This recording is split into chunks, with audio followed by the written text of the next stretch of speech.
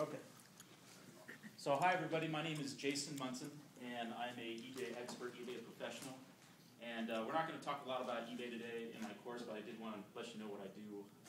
I've made several $100,000 selling product on eBay, and now I teach that in another course. But this presentation today is really going to be about what I don't teach in the eBay course. In the eBay course, I teach about mechanics of the how-tos of doing it, like step-by-step instruction, a lot of video content in there.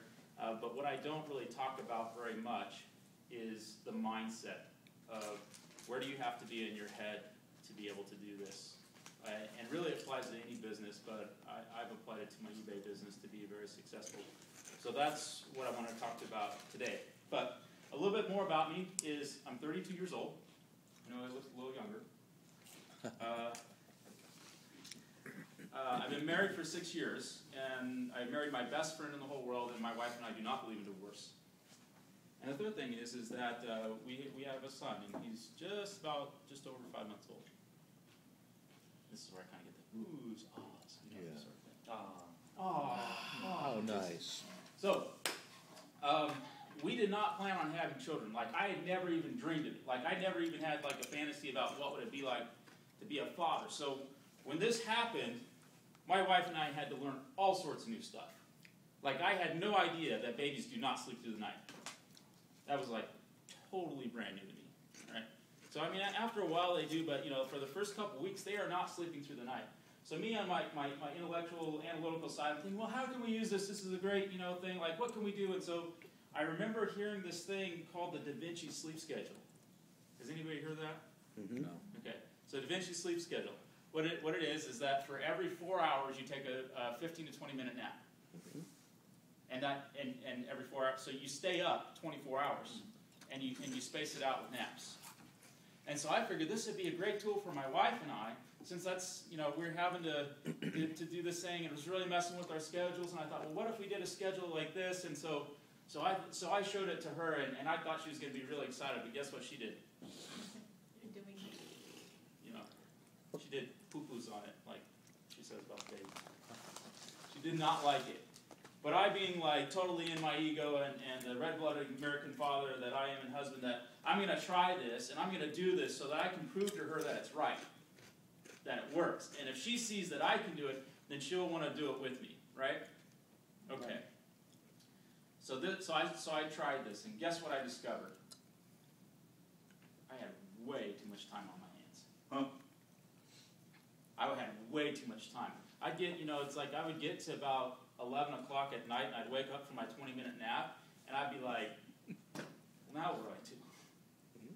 So I started, like, you know, catching up on all my reading. But after a couple of nights of this, what I found is my house is way too quiet. I had to have almost all the lights off in the house so that they could sleep. And I was, like, tiptoeing around, and it was just, it just was kind of like I just needed some noise or something, you know? It was like, so I was like, where can I go at 1 o'clock in the morning just to be around some life? Denny's. Denny's. I did a little bit better than Denny's. I lived 2 exits down from an Indian casino. So I went down to the Indian casino, and I would be the guy at the bar reading a book at the Indian casino. And I'd sip a glass of ice water and lime, so it kind of looked like a cocktail, but it wasn't, you know. So I'm sitting there, and I brought a book with me to read, and I brought this book, Chicken Soup for the Soul. Who's read Chicken Soup for the Soul? Yeah, just about everybody. Okay. So I have an interesting history with Chicken Soup for the Soul because I've seen Mark Victor Hansen speak many, many times about this book, and he always gets really involved when he talks about this book, particularly when he talks about the stories that people tell him about how this book has impacted their lives. Has anybody seen Mark Victor Hansen speak about this book? Mm-hmm. Like, he gets really involved. Like, I'm kind of sitting in the audience, I'm like, I'm kind of feeling uncomfortable. This guy's getting really emotional on me. Mm-hmm. Like, this guy's crying up on stage. Maybe I should leave. But he would tell these stories, and So when I saw this book in the bookstore for $1.50, at Snowline Hospice, it was like, I have to get this, because I want to know what it is about some of these stories that engages people. And the one story that he tells, it's about this woman who this book just totally changed her life. And her story was that she was homeless. She was homeless. She'd been homeless for a very long time, and she was homeless in a very small town.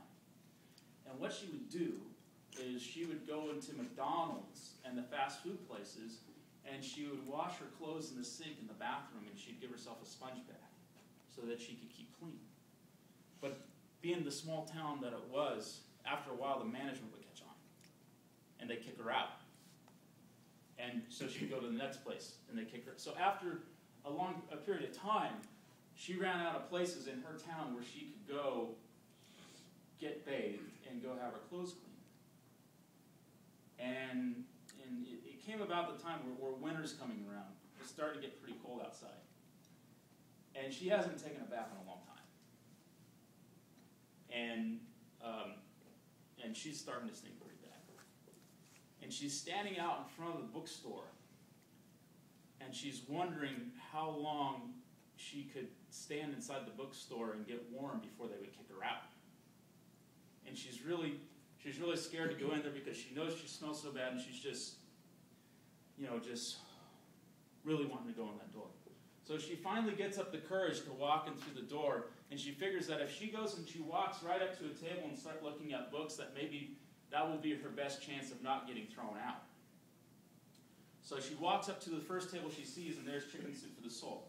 And so she immediately picks it up, and she opens it up to a story. And the story that she reads is called Puppies for Sale.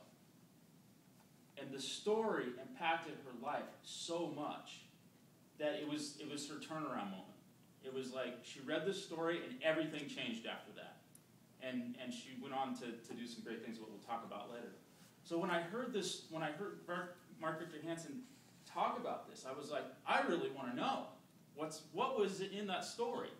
So when I bought the book, I immediately went and opened it up, and I'm looking at the table of contents, and I'm like, where is Puppies for Sale? There's over 300 Chicken Soup titles. Do you know that? I'm like, maybe it's in another book. It must be in another book. I'm like, okay. So I take it home, I start reading it, and then I got it down with me at the casino. And I open it up, and I come across the story. I find Puppies for Sale. I'm like, well, that's really weird that I didn't find it the first time. So, but I was really excited because I wanted to know, what is it about this story that could change a person's life where they went to homeless to when they became successful? What was it? So, I'm going to read you Puppies for Sale. A store owner was tacking a sign above his door that read, Puppies for Sale. Signs like that have a way of attracting small children, and sure enough, a little boy appeared under the store owner's sign. How much are you going to sell the puppies for? He asked. The store owner replied, anywhere from $30 to $50. The little boy reached in his pocket and pulled out some change. I have $2.37, he says. Can I please look at them? The store owner smiled and whistled, and out of the kennel came Lady, who ran down the aisle of his store, followed by 5 teeny tiny balls of fur. And one puppy was lagging considerably behind. Immediately, the boy singled out the lagging, limpy puppy and said, what's wrong with that little dog? And the store owner explained that the veterinarian had examined the little puppy and discovered it would always be lame. The little boy became excited. That is the little puppy I want to buy. The store owner said, no, you don't want to buy that little dog. If you really want him, I'll just give him to you. The little boy got quite upset. He looked straight in the store owner's eyes, pointing his finger, and said, I don't want you to give him to me. That little dog is worth every bit as much as all the other dogs, and I'll pay a full price for it. In fact, I'll give you $2.37 now and 50 cents a month until I have him paid for it. The store owner countered, you really don't want to buy this little dog. He's never going to be able to run and jump and play with you like the other puppies. To this, the little boy reached down and rolled up his pant leg to reveal a badly twisted, crippled left leg supported by a metal brace. He looked up at the store owner and softly replied, well, I don't run so well myself. And the little puppy will need somebody who understands. So I'm sitting there in the casino, and I'm looking at this, and I'm like, I felt a little let down. I thought there was going to be some really profound wisdom here, so I just asked myself, I said, what is it? What is it about this story that would change somebody's life? What is it? And all of a sudden, it was like this explosion went off inside my head. And I looked around at all the people that were in the casino, and I thought to myself, what if the thing that this woman saw inside this story was that every single one of us are like the little boy or the puppy, and we're just looking for somebody who understands, who knows what we're going through, who can care, who can have compassion, regardless of what we look like or what we're going through. They can just see that we need that. Because you know what her problem was up until that moment? She was totally self-involved. Totally a victim. That, it was all her problem, right? And blamed everybody else. And she'd been stuck in her smallness for so long that she had driven herself to the point where she was at. But in that moment where she read this, she walked out of that store and started looking at the world a little bit differently. She started looking at others through the lens of compassion. It's the thing that connects us all together. There's something with each and every one of us that's like that little boy, like that little puppy, where there's just, there's something with us that we can't change it, and we just want somebody who has compassion, who understands. So I started thinking a little bit more about this, because my business had really exploded. And I thought, what does having compassion in business have to do with what I do? And I started to look at ways where I had shown compassion in my business, in my eBay business. And I realized that the compassion that I had been showing was the reason that I had become so successful. Because, see, my number one selling part is something that helps people keep warm during the wintertime. And so when I think about talking to people about this part, I write tons of blogs and tons of information. I'll answer my phone. Anybody who needs my help to heat their home, they can count on me because I've got compassion. I've got compassion. I know what it's like to be cold. I know what it's like to need to heat your home. You've got one source of heating. So I was always willing to help people. I even put people on payment plans for $100 parts because they needed it to heat their homes. And I realized that this was what had made me successful in the eBay business, was showing compassion and love towards other people. So it was really profound for me.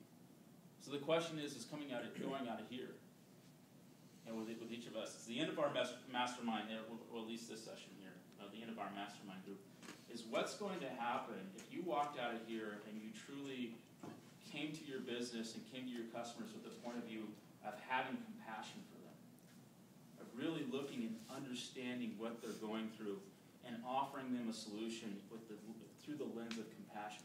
How would people react to that? See, because the woman in the story, what happened is a few weeks after she did this, she was able to get a job. And a few weeks after that, she was able to buy a place to live, or like an apartment. And then not too long after that, she got into a relationship. And not too long after that, she got married. And not too long after that, she had kids. All because she started viewing people with compassion. So what can happen in your business? You start looking at your customers and the people in your lives through a view of compassion. What would change? And I think that business is a really great way to show that. And the thing that I teach in my eBay course, or the eBay course, or the eBay business, it's a channel where I can show compassion to the world. And if it's something that you've thought about doing and wanting to know what makes it successful, is if you're an eBay seller, or if you're thinking about selling on eBay, if you start with that foundation principle of coming to the world with compassion, you can really do some great things. And the world will reward you with that. So I really want to thank you guys for hearing my message today, and I appreciate it. And if you have some questions about eBay and starting a company, what that would look like, I'll be at the back door.